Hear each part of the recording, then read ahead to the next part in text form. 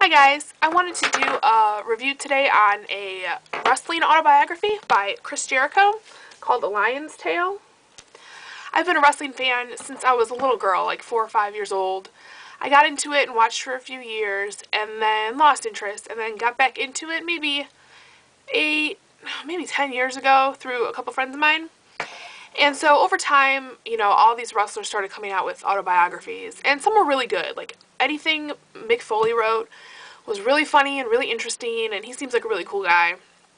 And then I've read ones by the Hardy Boys and Hulk Hogan and Shawn Michaels and Ted DiBiase, and some are really good, like I said, and then some aren't so good.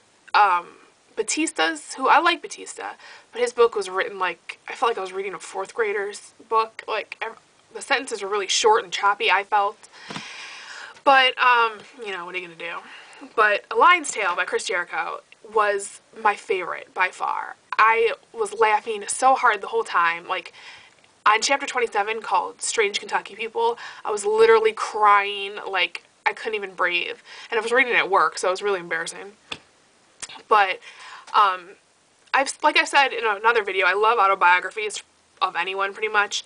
So I would almost want to say, like, even if you don't like wrestling and just like autobiographies, you should read this because it's worth it. But I don't know if that's true. But if you have any interest in wrestling whatsoever, I would definitely recommend you read this.